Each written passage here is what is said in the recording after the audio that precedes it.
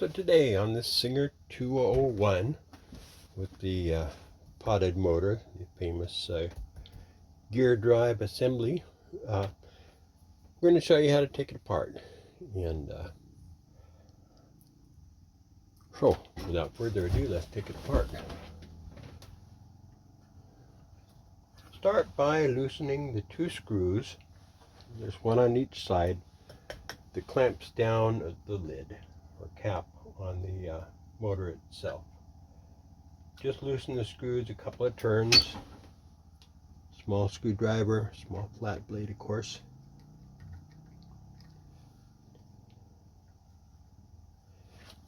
Then just work it off, jiggle it off.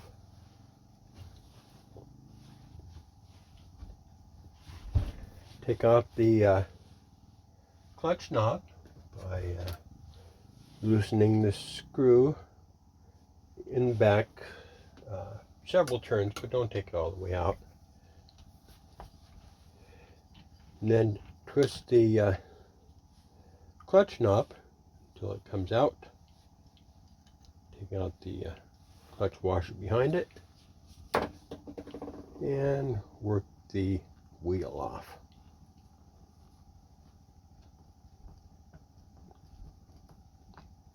Okay, this one is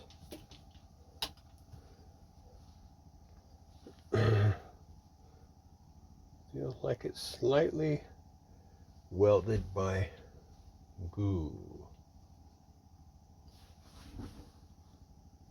Let's see if it'll respond to very light.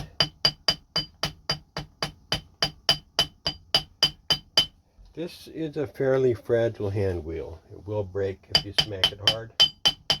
But sometimes just a real light tapping around the edge will do it, but not in this case. Well, by gum, it has moved a 1/16 of an inch.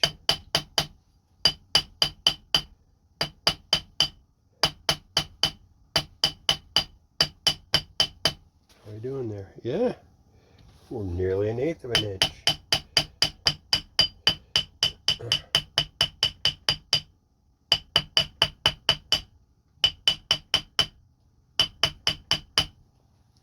All right, now we're moving.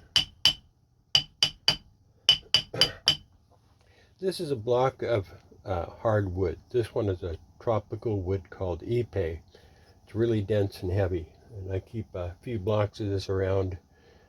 I use it for a lot of different things. A lot of times I use it for a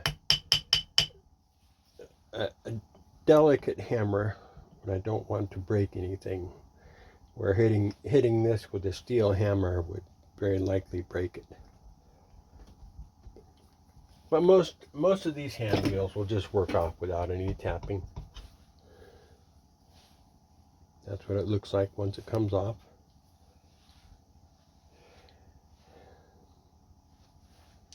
So before we put it back on, we'll clean all the old sticky oil out of there. That's what was making it stick. Now, at this point, we can continue to disassemble, or we can remove the unit from the machine and disassemble it.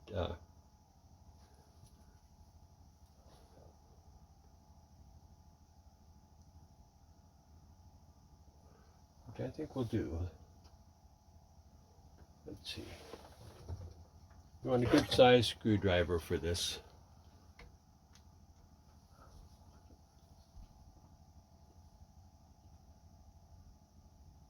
The rule of thumb is you usually want the biggest screwdriver that will comfortably fit in the slot. And that's not it.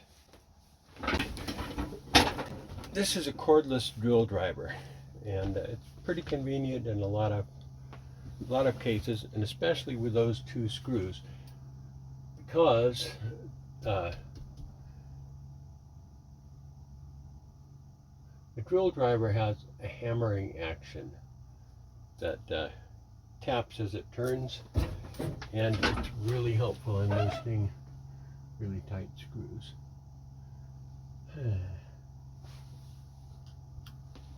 Yeah, that's a nice big fat bit.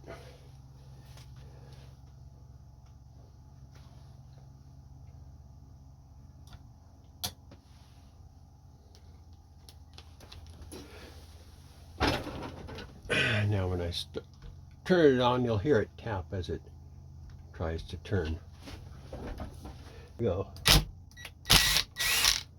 Okay. Easily done. Now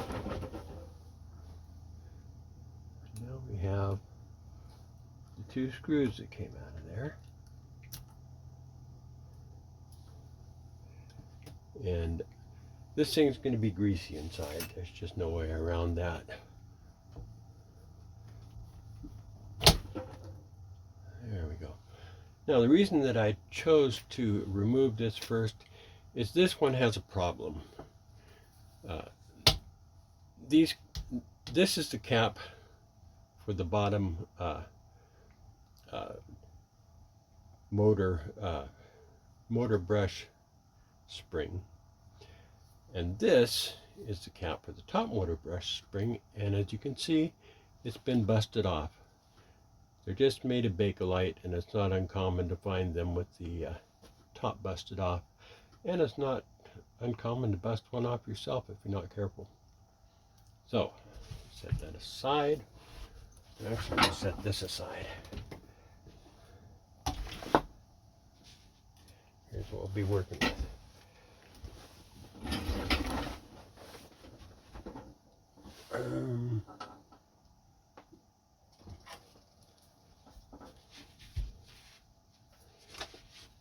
This bottom screw,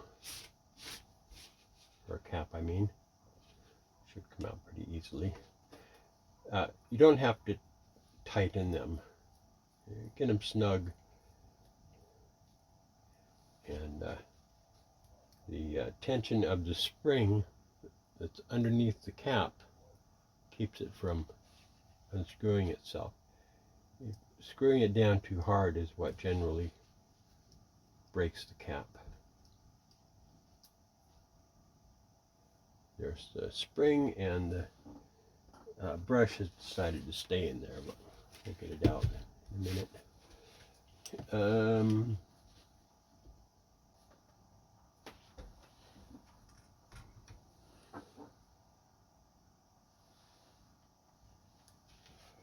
So I'm going to drill a small hole in it.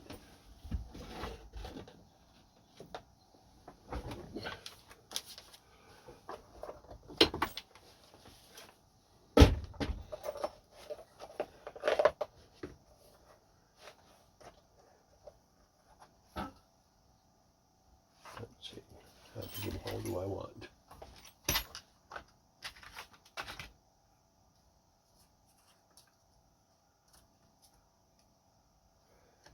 I'm going to use this Torx bit as a screw extractor.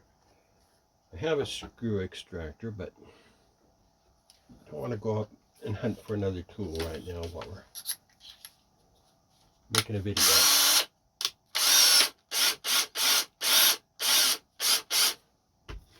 See, right in the middle of that Bakelite cap, I'm going to make a little hole. I don't want to go too far, but I know what the cap looks like inside. So.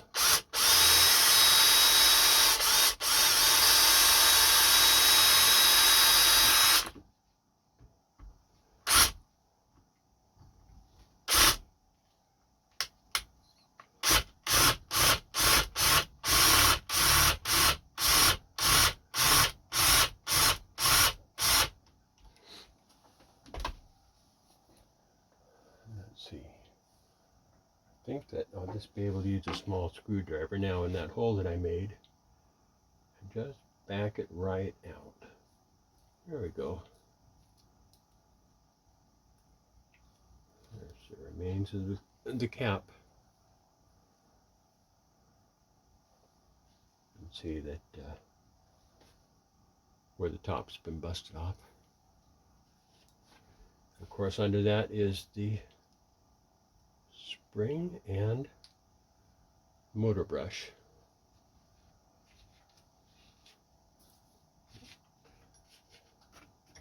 Okay, I'll get some of this cracker tail out of my way here.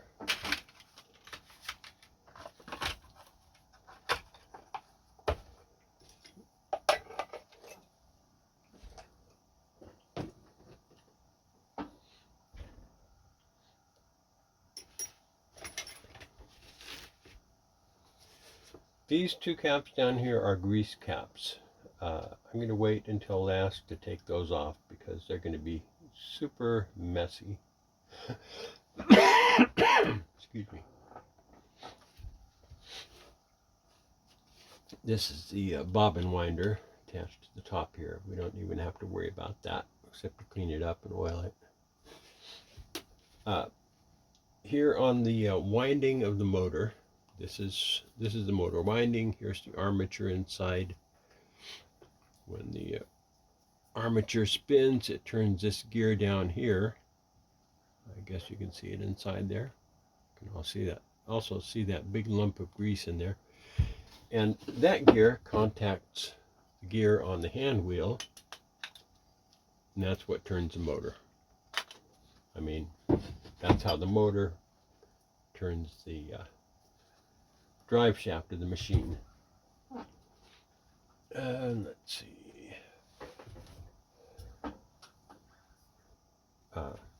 So these two screws hold the armature on. This one holds a little metal tag on as well.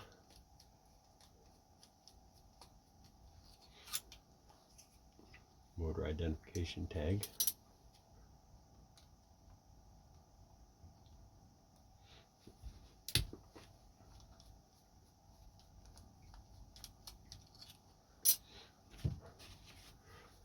Then you can usually just work this one off back and forth, and the let's see, let's take the armature out first. The gear that I pointed out earlier has two little set screws on it. Let's see, let me check and see if you can even see what I'm working on here. Well, the camera angle is good. I hope the light's all right for you.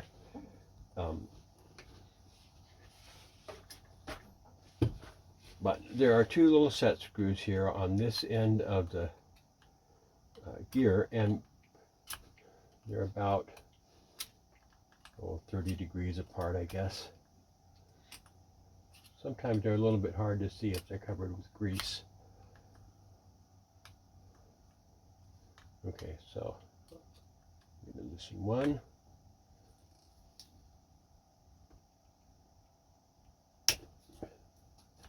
Just a turn or two. And then it's compatriot right here.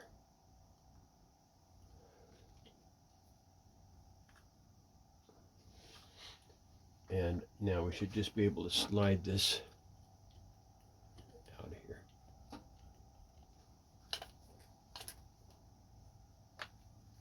There we go.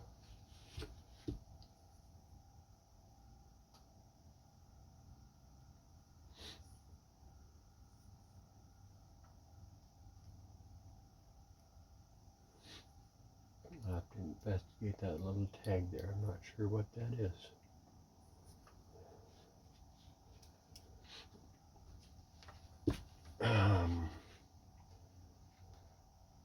Okay, I guess there's no... So, sometimes there's a washer on the shaft where it goes into the bushing, but I do not see one on this one, unless it's fallen off inside somewhere. I don't think so. All right, now as I pull this out, it should bring out the motor wires with it. That's the wire you replace if you have crunchy insulation. All right, so what did I do with the gear? It must still be in here. This gear, which of course will be nasty with sticky grease.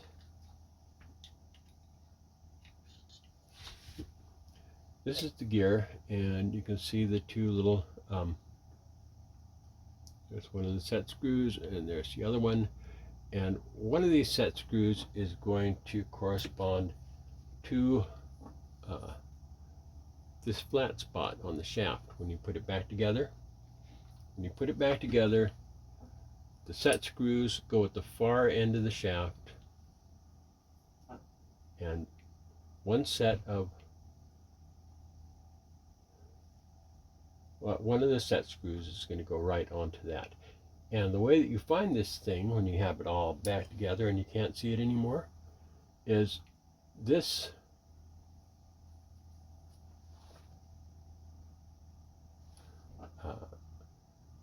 the very end of this shaft is marked with a flat side. You'll see it when you take yours apart. That flat side corresponds to the position of the flat spot on the shaft for the set screw. So once you get it in place and you're looking in from the end and you're trying to find the flat spot to attach your tighten your set screw against, just look for that flat spot on the circular end, and that'll show you where to find it.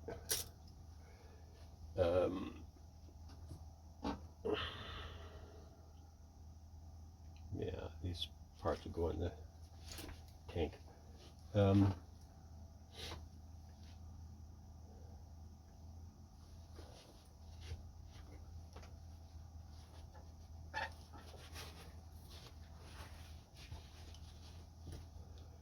These two caps are going to be really greasy underneath, because these caps are what pushes the grease up into the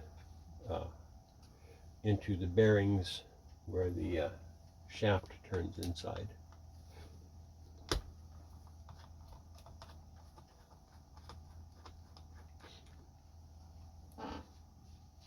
That's what it looks like.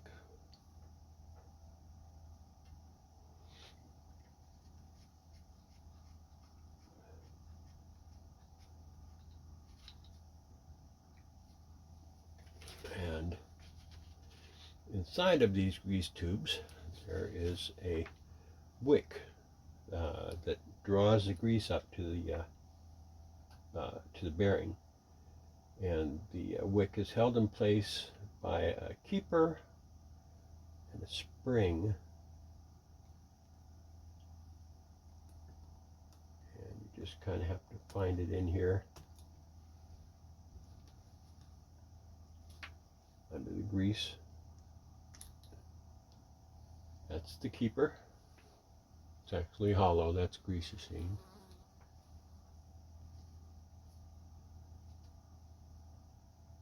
And a spring with a wick on it. Now, in most cases, this wick is hard as a rock, in which case I usually soak them in alcohol and then work them back and forth a little bit with a pair of pliers until the wick is soft. Don't use pliers on the spring, of course. Let's take it out of the spring so you can see it. Let's take it out of the spring if we can do it without unwinding the spring. I don't think so. Anyway, if you after you soak it, and just work it back and forth with your pliers until it's soft and pliable, then let it dry, and I usually heat a little bit of grease in a tablespoon that I have.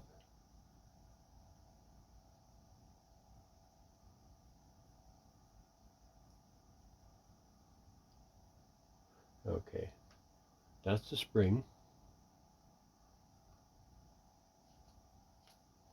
That's the wick. So it's a little piece of round felt, about 3/4 of an inch long, maybe an inch. There's one in each of the tubes, of course.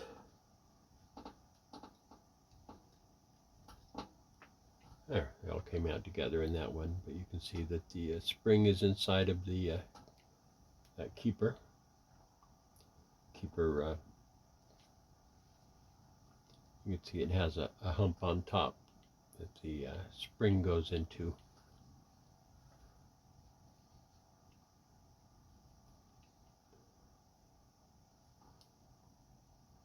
Very greasy, very greasy.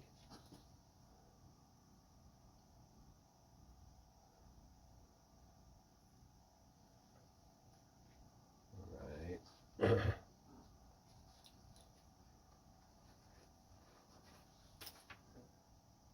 So,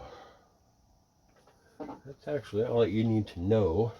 Just be careful when you put the armature back in that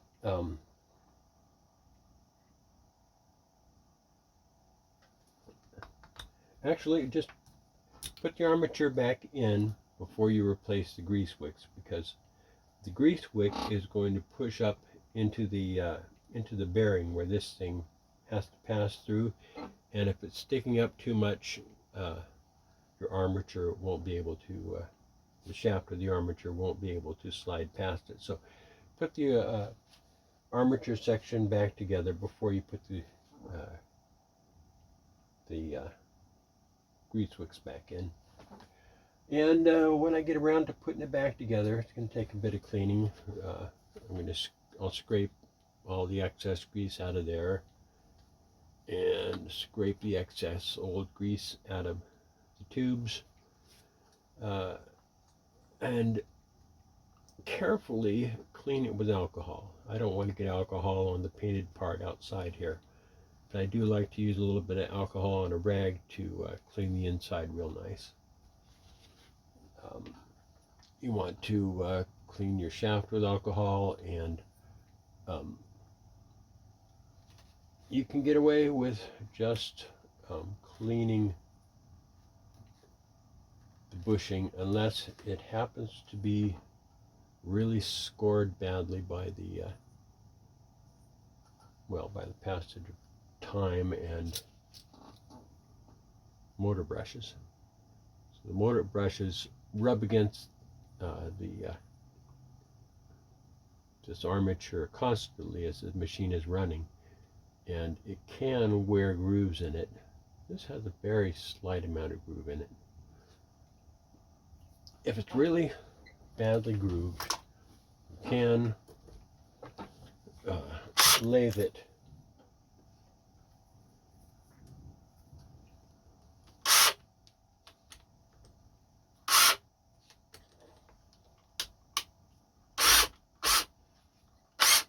You can lathe it in an electric drill, and with a very fine piece of emery cloth, maybe a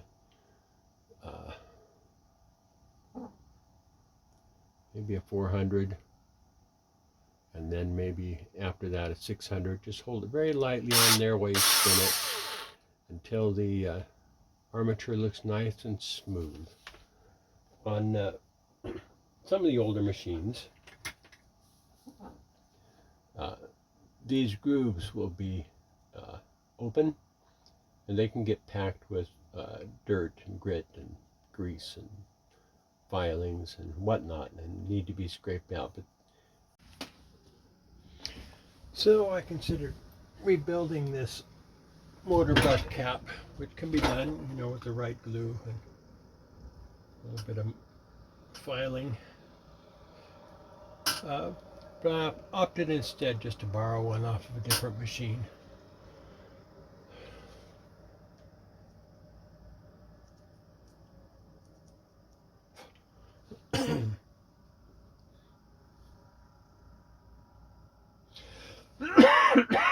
Excuse me.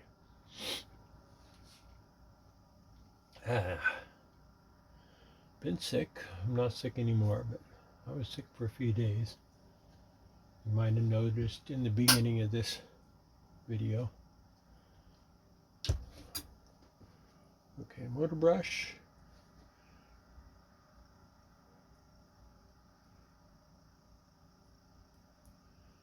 Spin your brush counterclockwise and it'll just thread itself right onto the spring. Again, orienting the shaped end of the motor brush.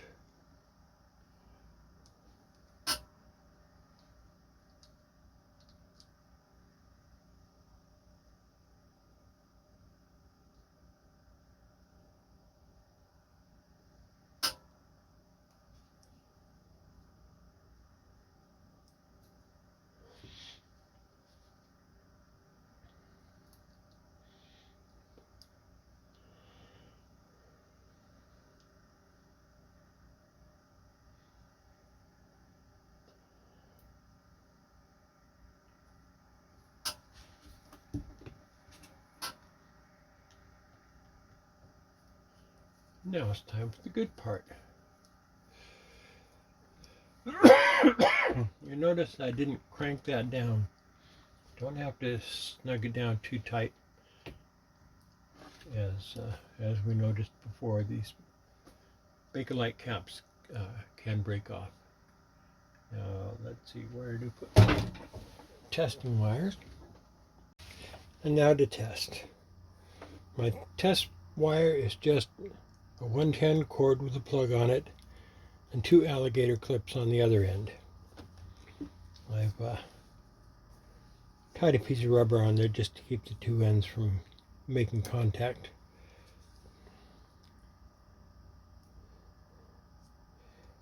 With each other, which makes big sparks and it gets exciting. Okay, so you just hook your 2 alligator clips to the 2 ends of the and there we go.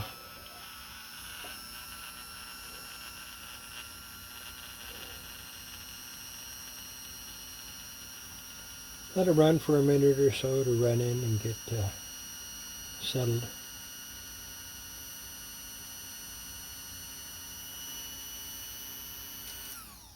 There. That's it. That's how to rebuild the gear drive for a Singer 2001.